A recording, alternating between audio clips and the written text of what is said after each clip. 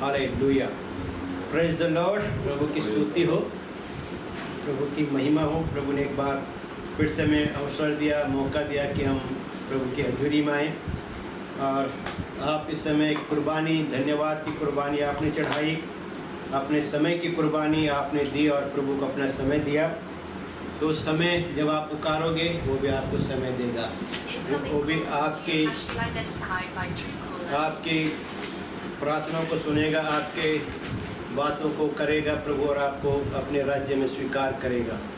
जो यहाँ उसका इनकार करेगा वहाँ उसका भी इनकार होगा, और जो यहाँ उसका इकरार करेगा उसका भी वहाँ इकरार करेगा। वो भी अपना, प्रभु ने कहा कि यदि तुम मेरा इनकार करोगे तो मैं भी परमेश्वर पिता के सामने तुम्हारा इनकार करूँगा। तो इसलिए हमें, अगर हम उत्तम भाग में जाना है तो उत्तम बातों में हमें सहभागी होना है, उत्तमता के हमें सहभागी होना है।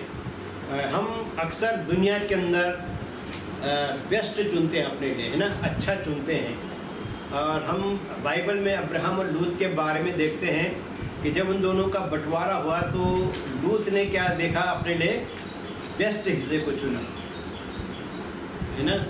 यरदन के पार जो हरियाली थी उसको चुना। उसको पता नहीं था कि उस पार सदोम गमोरा भी है। हाँ, और उसको क्या दिखा, उत्तम दिखा। और उसने उस चराई को, उस हरियाली को, उस नदी से संचित जगह को पसंद किया और वहाँ चला गया। और अब्राहम जहाँ खड़ा था वो एक बंजर भूमि थी। और परमेश्वर ने अब्राहम से कहा, तू मत डर, तेरा बड़ा प्रतिफल नहीं होगा। जब आप अपने जीवन में उत्तम भाग को चुनते हैं, दुनिया भी अपनी आंखों से, तो वहाँ एक धोखा है कि नहीं।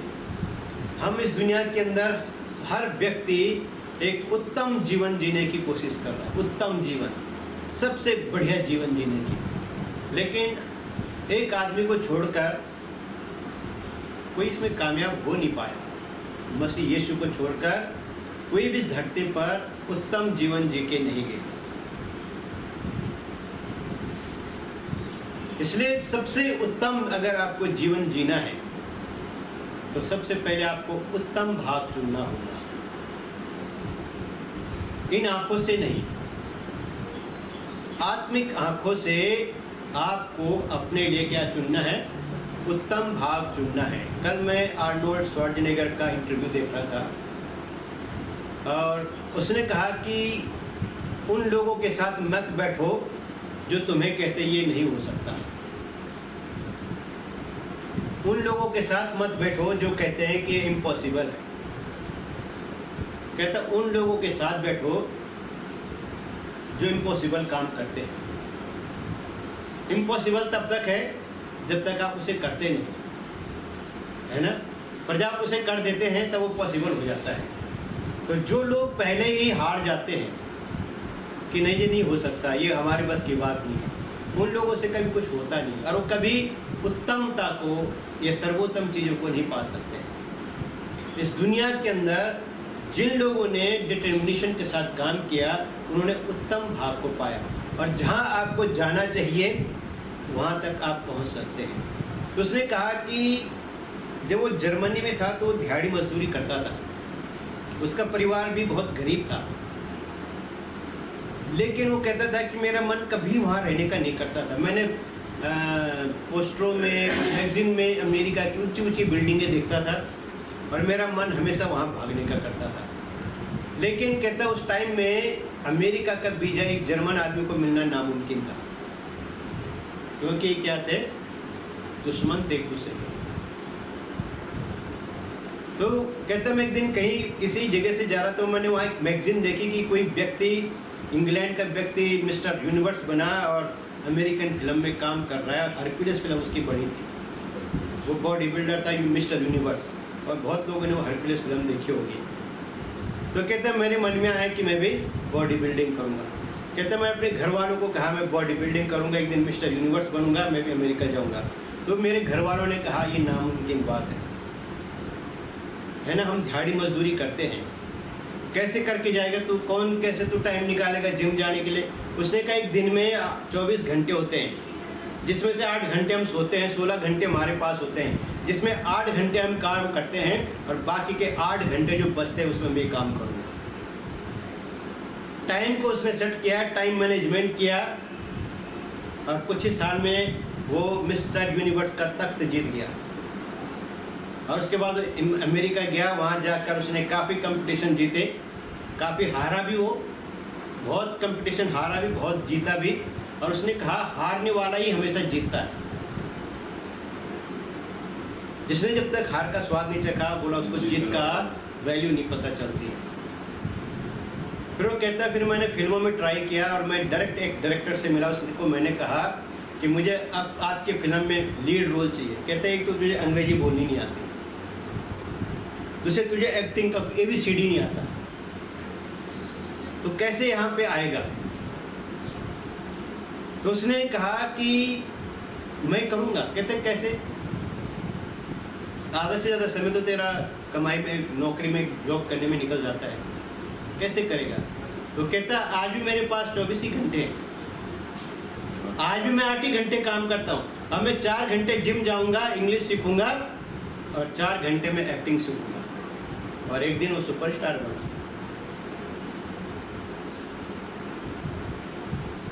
वो कहता है, मैं इसलिए बात बता रहा हूँ, वो कहता है कि मैंने उत्तम चीज़ को चुना। आज मैं वहाँ हूँ जहाँ मुझे होना चाहिए था और जहाँ मैंने सोचा था कि मुझे वहाँ जाना है। जब आपने अपने ड्रीम ले लिए हैं, आपने अपना विज़न ले लिया, उसने कहा विज़न के बिना कोई भी आदमी कामयाब नहीं होता और विज़न पे जो काम नहीं करता वो भी कामयाब नहीं होता। उसने कहा मैंने विज़न देखा था कि मुझे वहाँ पहुँचना है और वहाँ पहुँचने के लिए मैंने पूरी ताकत लगाई, पूरा टाइम मैनेजमेंट किया। आज वो हेल्दी है, आज वो जी रहा है मस्त होके जी।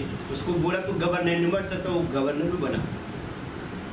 वो प्रेसिडेंट बोला मैं इसलिए नहीं बन सकता कि मैं अमेरिका में पैदा नहीं हुआ। कहता अगर मैं अमेरिका में पैदा होता तो मैंने प्रेसिडेंट बन जाना था। तो जो लोग विजन रखते हैं और जो लोग उत्तम देश की तलाश में हैं, वो उत्तम देश पहुंचते हैं। यहोशू कालेब उत्तम देश इसलिए पहुंचे क्योंकि उनके पास विजन था, उनके पास डिटर्मिनेशन था, इसलिए वो पहुंचे। मसीह लोग इसलिए नहीं पहुंच रहे हैं कि वो एक ही आदमी पे डिपेंड है, उन्हें कुछ दिखता नहीं। विजन होगा, गोल होगा, आप अचीव करोगे और परमेश्वर आपको इसमें मदद करेगा वहां तक पहुंचने। तो उत्तम भाग कैसे चुने, बेस्ट डिसीजन कैसे लें। आज आप उत्तम भाग को चुनोगे, कल प्रभु आपको उत्तम भाग में पहुंचाएगा। लूका 10 अध्याय खोलेंगे और उसका 38 से लेकर 42 तक पढ़ेंगे। Luke chapter 10 verse 38 to 42। जब वे जा रहे थे तो वे एक गांव में गया और मार्था नामक एक स्त्री ने उसे अपने घर में उतारा। मरियम नामक उसकी एक बहन थी। वे प्रभु के चरणों में बैठकर उसका वचन सुनती थी। परंतु मार्था सेवा करते करते घबरा गई और उसके पास आकर कहने लगी, हे प्रभु, क्या तुझे कुछ भी चिंता नहीं कि मेरी बहन ने मुझे सेवा करने के लिए अकेली ही छोड़ दिया है? इसीलिए उससे कह कि मेरी सहायता करे। प्रभु ने उससे उत्तर दिया, मार्था, हे मार्था, तू बहुत बातों के लिए चिंता करती और घबराती है, परंतु एक बात अवश्य है और उस उत्तम भाग को मरियम ने चुन लिया है जो उससे छीना ना जाएगा। मरियम ने उस उत्तम भाग को चुन लिया जो अब उससे छीना नहीं जाएगा। यानी मरियम उस उत्तम जगह को अवश्य पहुंचेगी। यहाँ पे एक सिंपल सा एक इंसिडेंट है, छोटी सी घटना है। और यीशु मसीह अपने लाव लश्कर के साथ चलते थे। 12 चेले तो होते थे, साथ में और भी होते थे। मरियम के घर में भी उसके रिश्तेदार बहुत होते थे, क्योंकि जब यीशु मसीह मरियम के घर आता था तो सारे रिश्तेदार भी इकट्ठा हो जाते थे। तो वहाँ एक अच्छी खासी भीड़ हो जाती थी। वे बैतनी में रहते थे। तो यीशु मसीह जब भी वहाँ जाता था और आखिरी समय में जब पकड़वाई जाने के बाद से पहले जब यरूशलेम में आए तो रोज़ प्रभु कहाँ जाता था? बैतनी इन्हीं के घर जाता था। तो जब यीशु मसीह इनके घर गया तो 12 चेले थे, साथ में कुछ और भी थे और साथ में मरियम और मार्था के रिश्तेदार भी थे। अभी घर क्या है, लोगों से भर गया। अभी मार्था ने देखा इतने सारे लोग आ गए, वो किचन में चली गई और मरियम कहाँ बैठ गई? चरणों में। यीशु मसीह के चरणों में, वाणी का वचन सुनने लग गई। उसको कोई प्रभाव नहीं कितने लोग आ गए, समझ लिया आप बात? उसको कोई प्रभाव नहीं है कितने लोग आ गए, इनका खाना कैसे पकेगा, कैसे इनके लिए खाने का इंतजाम होगा, किस तरह से सब काम होगा। क्योंकि कौन आ गया घर में? यीशु मसीह आ गया। अभी बेस्ट टाइम क्या है? यीशु के पास, यीशु के साथ समय बिताना, न कि किचन में टाइम स्पेंड करना। हालेलुया। आप अपना बेस्ट कहाँ गुजारते हैं? किचन में, टीवी पर या दूसरी जगह?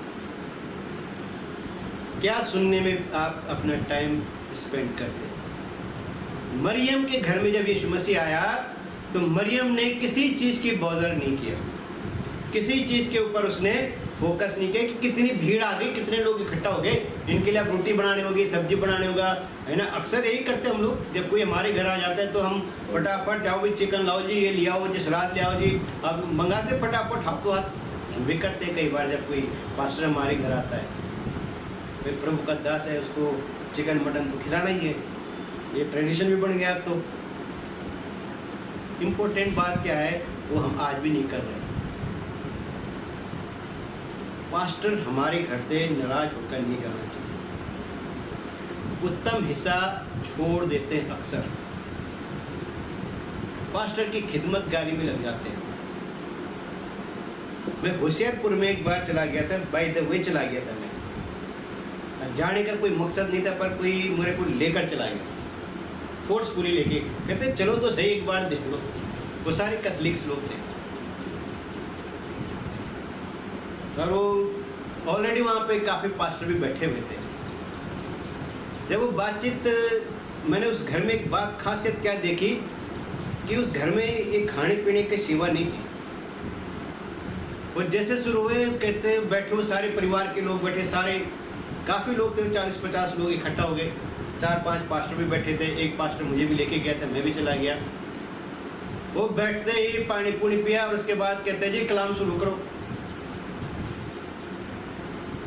कोई चाय पानी की सेवा नहीं, कहते कलाम शुरू करो। कलाम शुरू हो गया, एक ने सुनाया, दूसरे ने सुनाया, तीसरे ने सुनाया, चौथे ने सुनाया, जो मुझे लेके गया फिर उसने सुनाया, फिर मेरे को बोला कलाम सुनाओ। मैं खड़ा और मेरे मुंह से निकला कि मैं अपने मोती सूअर कुत्तों के आगे नहीं फेंकता। और उसके बाद मैं चुप होकर बाहर चला गया। अभी बाहर इसलिए नहीं गया कि मुझे सुनाना नहीं था, मैं बाहर इसलिए गया कि मेरे मुंह से क्या निकल गया।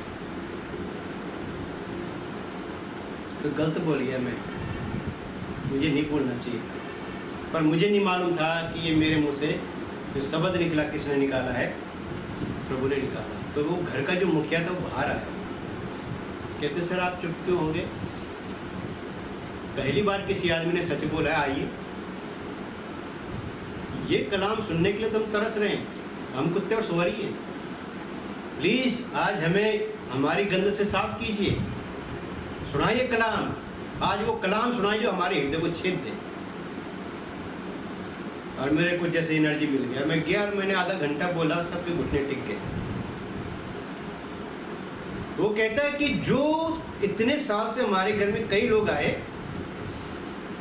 पर कभी किसी ने हमें ये बात नहीं बोली, सब बढ़िया बढ़िया कलाम सुनाया। आप वो खुद गवाही दी उन्होंने, कहते जितने भी पासवान साहब बैठे, हम किसी को डिग्रेड नहीं कर रहे, पर इन्होंने आज तक हमें ये कलाम नहीं सुनाया, इन्होंने हमें खुश करने वाला कलाम सुनाया। एक दिन में कई जिंदगियां बदल। जब खुदाबंद काम करता है कलाम काम करता है, वचन काम करता है, लोगों की जिंदगी बदल जाती है। तो यहाँ पे हम देखते हैं कि मरियम के घर में मरियम की प्रायोरिटी क्या थी? वचन सुनना। जब स्वयं स्वर्ग का राजा हमारे घर आ गया तो रोटी की चिंता किस बात की? उस मौके को खो मत। जब समौन कोड़ी के घर में यीशु मसीह गया, समौन कोड़ी ने वो सारी ब्लेसिंग खो दी और एक लेडी सारी ब्लेसिंग लेके चली गई। वो जैसे उस लेडी को पता चला कि उसके घर में गया है यीशु मसीह, वो गई, उसके ऊपर इत्र उंडेला, उसके पैरों पे रोई और उसके पैरों को अपने बालों से पोंछा। और जो ब्लेसिंग स्वर्ग के राजा ने समौन को देनी थी वो सारी वो लेके चली गई। वो कोई और लेडी नहीं थी, वो यही मरियम थी। इसने उत्तम भाग को चुना, उत्तम चीजों को चुना। मार्था ने क्या चुना? पढ़िए मार्था के बारे में क्या कह रही मार्था प्रभु के पास आके। उससे पहले वाला वचन पढ़िए, जब वो घबरा गई। परंतु मार्था हाँ। सेवा करते करते घबरा गई। हाँ, सेवा करते करते घबरा गई है, रोटियां पाते पाते घबरा गई। मैं खुद भी शिकार हो जाता हूँ जब मैं पंजाब में जाता हूँ। क्या खाओगे जी, क्या खाओगे, क्या खाओगे?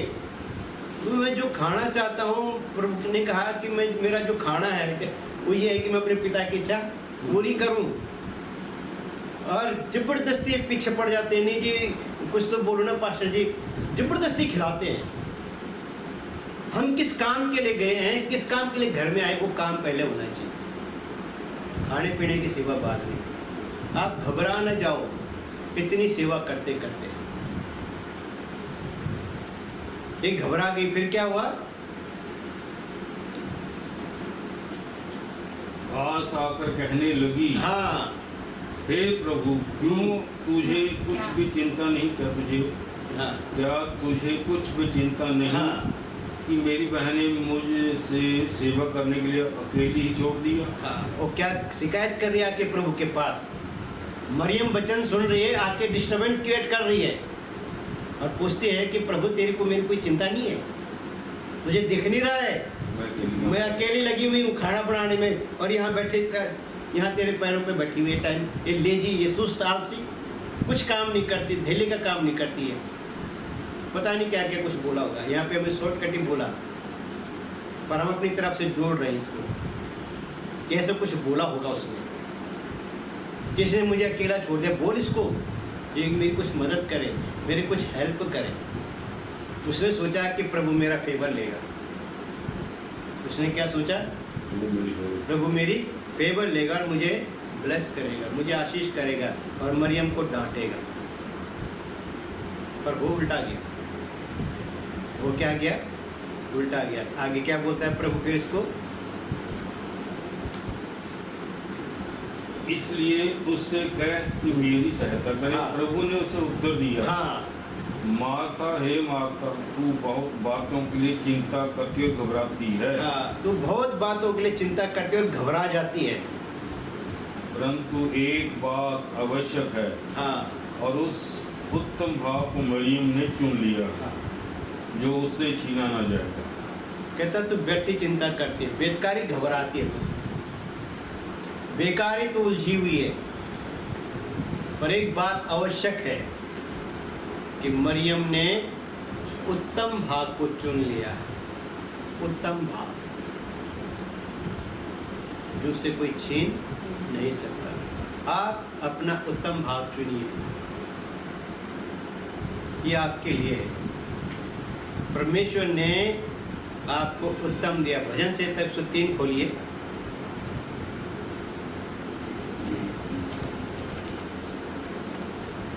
और उसका 1 से 3 तक पढ़िए और खाली 3 पढ़ दीजिए, खाली 3, बाकी छोड़ दीजिए, तो बाद में भी हम स्टडी कर सकते हैं। वही तो तेरे सब अपधर्म को क्षमा करता और तेरे सब रोगों को चंगा करता। आगे आगे वही तो तेरे प्राण को नष्ट होने से बचा लेता है और तेरे सिर पर करुणा और दया का मुकुट बांधता है।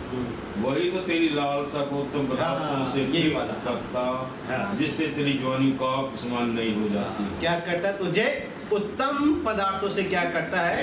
तृप्त करता है, जिससे तेरी जवानी क्या हो जाती है? उकाब के समान नहीं हो जाती है।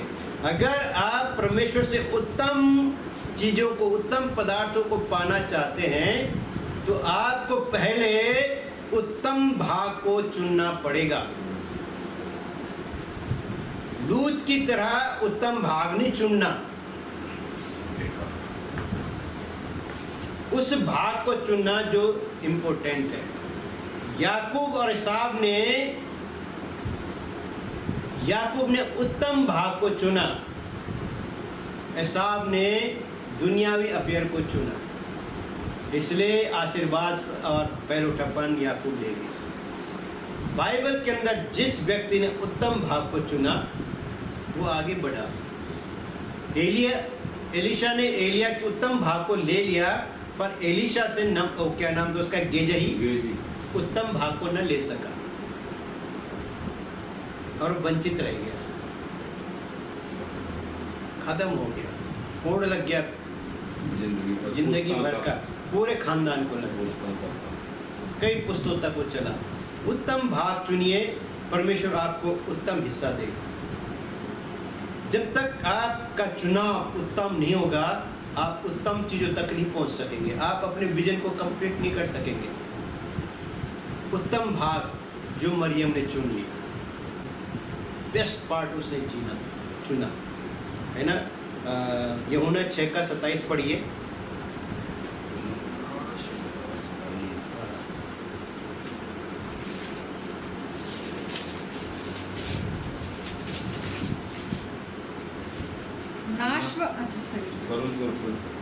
नाशवान भोजन के लिए परिश्रम ना करो, परंतु उस भोजन के लिए जो अनंत जीवन तक ठहरता है, जिसे मनुष्य का पुत्र तुम्हें देगा, क्योंकि पिता अर्थात परमेश्वर ने उसी पर छाप लगाई है। यहाँ प्रभु क्या कहता है? नाशवान भोजन के लिए क्या न करो? परिश्रम न करो, हार्ड वर्क ना करो। यहाँ पे प्रभु का कहने का मतलब ये नहीं कि आप मेहनत ना करो, पर हम मेहनत किस लिए कर रहे हैं? पैसा कमाने के लिए। अब आप ये बताएं कि आज तक क्या पैसा किसी ने कमाया? पैसे के बारे में बाइबल में क्या लिखा है? ये चंचल है। क्या लिखा है धन के बारे में? चंचल मतलब ये एक जगह टिकता टिक नहीं सकता। आज आपके पास सैलरी आई, कल किसी और के पास चली गई हो, परसों किसी और के पास चल गई, तो कमाया क्या आपने? ऐसा कुछ कमाया जो आप साथ ले जा सकते हैं? कुछ ऐसा कमाओ जो साथ ले जा सकते हो? कुछ भी नहीं। या अयूब कहता है मैं नंगा आया नंगा जाऊंगा, यहोवा ने दिया यहोवा ने लिया। तो ऐसा क्या है कि हम साथ ले जाएं? जीवन का जो सबसे उत्तम भाग पता क्या है? आप कोई काम इसलिए न करो कि आपने पैसे कमाने, और उस काम को इसलिए करो कि प्रभु ने आपको वो काम दिया है करने के लिए। आप टीचर हो, आप मैकेनिक हो, आप कुछ भी हो, आप उस काम को ऐसा सर्व करो जैसे आप खुदा को सर्व करो। और बाइबल में कई जगह पे लिखा है, हे मालिकों, हे नौकरों, अपने मालिकों की सेवा ऐसे करो जैसे खुदा की। गुस्से में ना करो। नौकरों को भी बोला ना उसने कि अपने मालिकों की सेवा कैसे करो? जैसे प्रभु की। उनकी सेवा प्रभु की सेवा समझ के करो। जब आप कोई भी प्रोफेशन जो चुनते हैं और उसको आप ये सोच के करते हैं कि प्रभु का है, मुझे प्रभु के लिए करना है, आपको उस काम करने में आनंद आएगा और आप उत्तम भाग को प्राप्त करेंगे। आप एक सेटिस्फेक्शन को लेंगे, आप इंजॉय करेंगे उस काम में, नहीं तो आपके लिए बोरियत होगी। उस काम को करने में आप थक जाएंगे। शाम को आके मैं थक गया, आज बहुत लोड था, आज ये था। ये मार्था ओवरलोडेड हो गई थी। मार्था क्या हो गई थी? ओवरलोडेड हो गई थी वो, इसलिए घबरा गई कि इतने लोगों के लिए मैं अकेले कैसे पकाऊंगी। उसको पता ही नहीं घर में आया कौन है। प्यार बहुत है यीशु मसीह से, मार्था को प्यार बहुत है यीशु मसीह से, पर खाली खाने पीने का प्यार है। प्रभु को बेस्ट खिलाना चाहती है, पर बेस्ट खिलाने से पहले वो बेस्ट जो है उसको पाना नहीं चाहती है। यीशु मसीह का इच्छा क्या है वो मरियम जानती है, मार्था उसे पा न सकी, ओवरलोडेड हो गई। यहाँ प्रभु कहता है कि नाशवान भोजन के लिए आप इतना पसीना मत बहाओ, इसे खुदा का काम समझ के करो, फिर जो भी आपको उसकी वेज मिलेगी। बाइबल में लिखा मजदूर मजदूरी का हकदार है। इवन गॉस्पेल भी बोला जो सुसमाचार सुनाएगा सुसमाचार से उसकी रोटी चलेगी। तो सुसमाचार वाले के लिए प्रोफेशन है वो, इसमें कोई दो राय नहीं है। वहां साफ लिखा है कि प्रभु को खाली बैलों की चिंता नहीं, हमारी भी है। कहता जो सुसमाचार सुनाएगा सुसमाचार से उसका काम चलेगा, उसका जीविका चलेगी। इसलिए वहां पे लेन देन की बातें की गई कि ऑफरिंग ये सब करना जरूरी है ताकि प्रभु के कार्य में रुकावट ना आए। सब प्रॉपर तरीके से चलाया था। तो यहाँ पे अगर आपने सेवा, पादरी ने भी अगर ये सोचकर सेवा करने शुरू कर दी कि मुझे ऑफरिंग आएगी, मुझे दशमांश मिलेगा, ये मिलेगा और मेरा ये चलेगा, तो उसकी सेवा भी कभी वो उस लेवल तक नहीं पहुंच सकेगा जहाँ उसको पहुंचना चाहिए। वैसे को भीड़ भी इकट्ठा कर लेगा, बड़ा भारी चर्च भी बना लेगा, बिल्डिंग भी बना लेगा, पर शायद स्वर्ग तक न पहुंच सके। हम सब का अल्टीमेट गोल क्या है? स्वर्ग पहुंचना, प्रभु के पास पहुंचना, बेदाग बेझुरी निर्दोष होके। पर अगर हम उलझ गए तो हम खो देंगे। लूत खो गया, पत्नी खो गया, बेटी, सब कुछ खो दिया उसने। जिस दिन से अब्राहम का साथ छोड़ा, अपनी आंखों से ढूंढा, वो आंखें कभी तृप्त हुई नहीं, और जो उसको पाना था उसे पा न सका, और जो उसे पाना नहीं था उसको सब कुछ खो दिया। उत्तम भाग को चुनिए। जो उत्तम दिख रहा है वो उत्तम नहीं है। उत्तम वो है जो आपको दिख नहीं रहा, जिसे हम इम्पॉसिबल बोलते हैं। ये मेरी बस की बात नहीं, ये मेरे से नहीं हो सकता। करने वाले के लिए सब कुछ हो सकता है। वो कहते हैं इम्पॉसिबल तब तक है जब आप करते नहीं, और जब आप कर देते हो तब वो इम्पॉसिबल नहीं रहा। उत्तम भाग को चुनिए। उस कमाई को प्रभु कहता है उसके लिए व्यर्थ मेहनत न करो।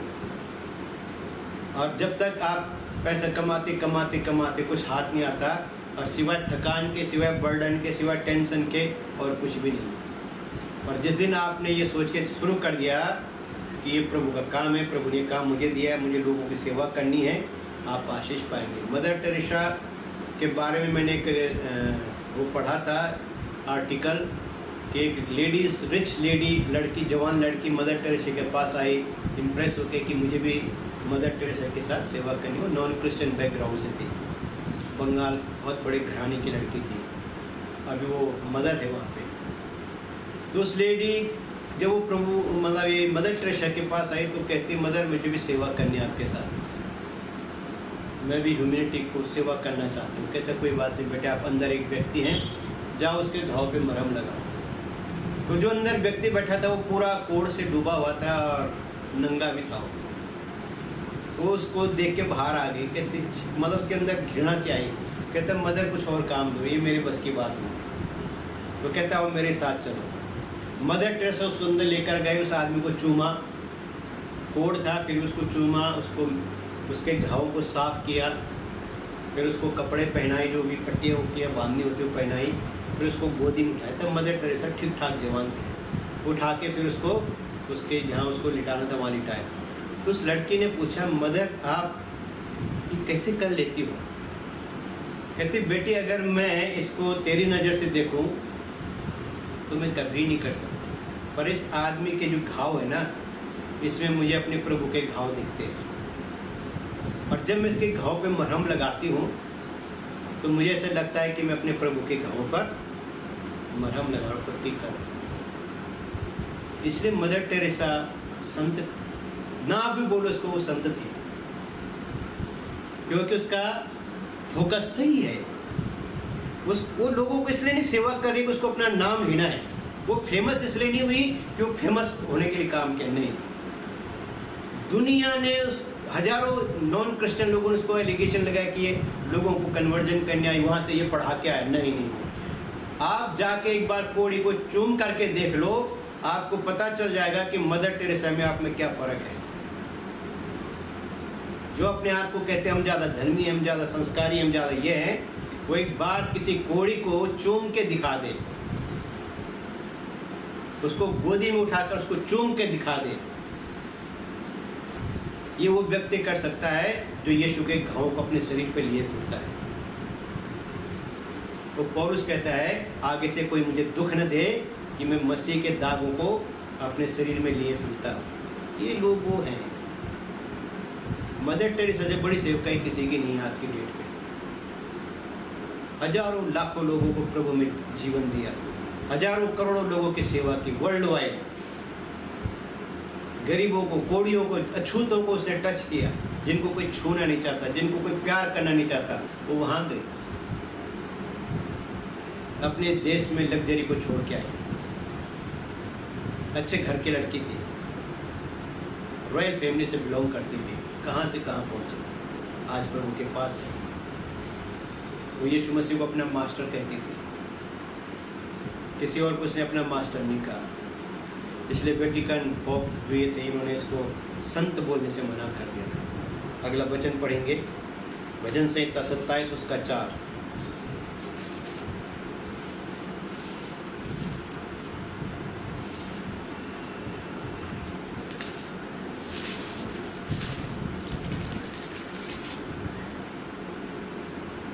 एक वर मैंने यहोवा से मांगा है, उसी के यत्न में लगा रहूंगा कि मैं जीवन भर यहोवा के भवन में रहने पाऊं, जिससे यहोवा की मनोहरता पर दृष्टि लगाए रहूं और उसके मंदिर में ध्यान किया करूं।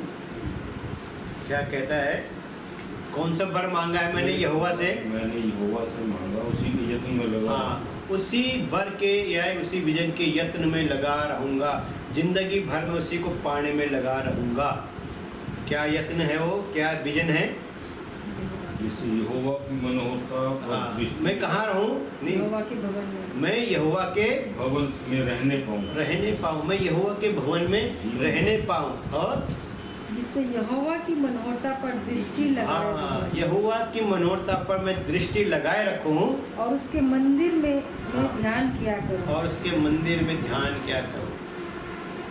दाऊद एक राजा था, और एक राजा को यहोवा के भवन में आना मना था।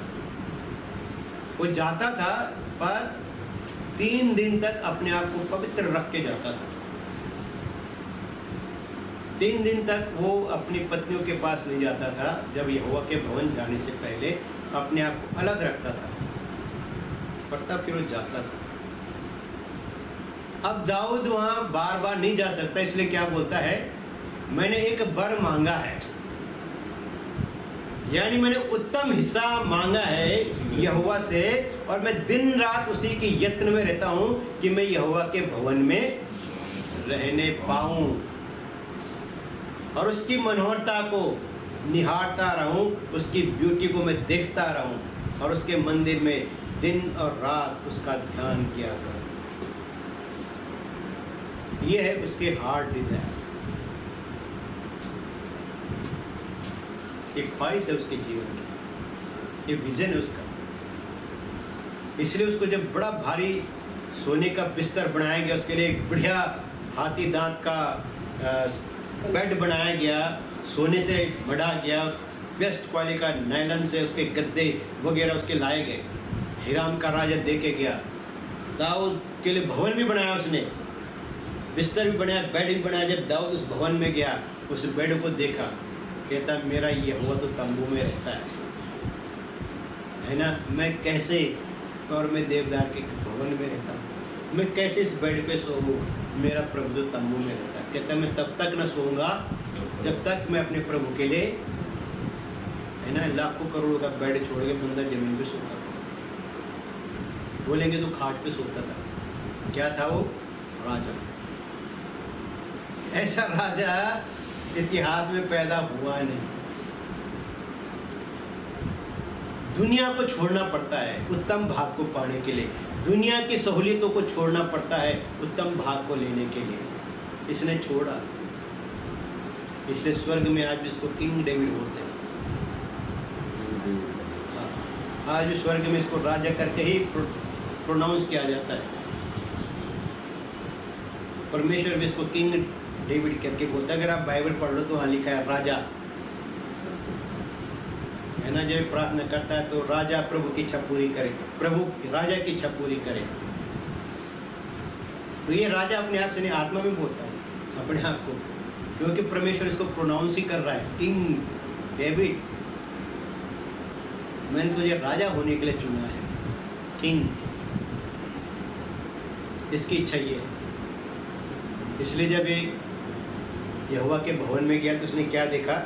भजन से 84 उसका 3 और 4 पढ़ेंगे। भजन से 84 3 और 4। जब यहोवा के भवन में गया वहाँ जाते इसने क्या देखा? 84 verse 3 and 4। हे सेनाओं के यहोवा, हे हाँ। मेरे राजा और मेरे परमेश्वर, तेरी वेदियों में गोरैयों ने अपना बसेरा और शुपाबणी ने घोंसला बना लिया है, हाँ जिसमें वे अपने बच्चे रखें। हाँ क्या ही धन्य है वे जो तेरे भवन में रहते हैं, वे तेरी स्तुति निरंतर करते रहेंगे। आमीन। अब जब ये भवन में गया तो उसने क्या देखा? आंगन में यानी वेदी में, वेदी के ऊपर गोरिया और अबील ने सुपापीन जो भी है उसने क्या बनाया है? घोंसला। और उस घोंसले में क्या है? बच्चे हैं। हम होते तो घोंसला उजाड़ देते। और दाऊद क्या बोल रहा है? क्या ही धन्य है। हालेलुया। क्या बोल रहा है? हे यहोवा, क्या ही धन्य है वे जो तेरे, पढ़िए 4 को, क्या ही धन्य है वे हाँ जो तेरे भवन में रहते हैं, तेरे भवन में रहते हैं, वे तेरी स्तुति निरंतर करते रहेंगे। वो तेरी स्तुति निरंतर करते रहेंगे। क्या ही धन्य है प्रभु, ये गोरिया, ये क्या सुपरपेन, क्या धन्य है प्रभु, ये चिड़ियाएं, है ना। ये इन्होंने यहाँ घोंसला बना लिया है कि दिन रात तेरी महिमा करें, दिन रात उस पर ध्यान करें। जो मेरी इच्छा थी कि मैं तेरे भवन में रहूं, हे खुदाबंद, ये चिड़ियाओं को देख, ये तेरे भवन में रह रही है। इन्होंने तेरे वेदी के ऊपर अपना घोंसला ही बना दिया, जहाँ से बैठे रहे। ये अपने बच्चों को भी वहाँ रखेंगी और दिन और रात तेरी मनोहरता को निहारेंगे, डे एंड नाइट तुझे मेडिटेट करेंगे। इन गोरियाओं ने क्या कर लिया? उत्तम भाग को चुन लिया रहने के लिए। लोग महल ढूंढ रहे हैं, बड़ी बड़ी कोठियां बंगले ढूंढ रहे हैं, लग्जरी को ढूंढ रहे हैं, और सुपाबीन और क्या गोरिया सीधे जाके घोंसले बना दिया लोगों ने, उत्तम भाग में घुस गए सीधा। और दाऊद आके देखता है, हाँ ये कितनी धन्य है, ये कितनी धन्य है कि जो ये यहोवा के भवन में इसने घर ही बना दिया अपना। इसने यहोवा के भवन को अपना घर बना दिया। इसका परिवार भी यही है और मैं इतनी दूर से आता हूँ, मुझे आना पड़ता है यहोवा के भवन में, अपने आप को पवित्र करके आना पड़ता है यहोवा के भवन में। पर ये ऐसे ही बना दिए। ये धन्य है, मुझसे ज़्यादा धन्य है। इन्होंने उत्तम भाग को चुन लिया, ये उत्तम भाग में घुस गई है। हमने नहीं चुना, इसलिए हम नहीं पहुंचे। आज चुनने का दिन है, आज हम चुन सकते हैं। उत्तम भाग कोई दूर थोड़ी है, उत्तम दिया गया है, बल्कि सर्वोत्तम दिया गया है। चुना नहीं है, उत्तम भाग को लिया नहीं, मरियम ने ले लिया। मरियम ने उत्तम भाग को लिया, इसलिए यीशु मसीह के जी उठने से पहले, हालांकि यीशु मसीह जी उठे थे, सबसे पहले मिलने कौन गया था? मरियम गई थी। अर्ली इन द मॉर्निंग, पूरे यरूशलेम में कर्फ्यू लगा हुआ है और ये बिना डरे भरे एक औरत होकर इसके अंदर कोई डर नहीं है, टारगेट है, उत्तम भाग यीशु को चुना हुआ इसने, उसे मिलने के लिए इसे कोई रोक नहीं सका। और ये रास्ते भर में क्या सोच रही थी कि उस पत्थर को कौन लुढ़काएगा। वो पत्थर ऑलरेडी लुढ़का हुआ था, अगल बगल स्वर्गदूत बैठे हुए थे, आके स्वर्गदूत उसको मिले, उनको देख के उसको कोई उत्साह नहीं, वाह स्वर्गदूत आ गए। बाकी सब लोग खुश हो जाते थे, इसको कोई खुशी नहीं, इसको स्वर्गदूतों से कोई लेना देना था, इसको लेना देना था मसीह यीशु को। ये उत्तम भाग को पाने के लिए स्वर्गदूतों को भी इसने इग्नोर किया।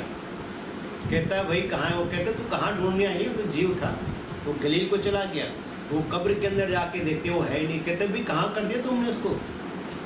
फिर आके पूछती वो उधर यीशु मसीह खड़ा है, उसको माली समझ के बोलती है, माली बाबा अगर आपने कहीं रख दिया छुपा दिया तो बता मुझे कहाँ छुपाया है मेरे प्रभु को, कहाँ ले गए वो लोग।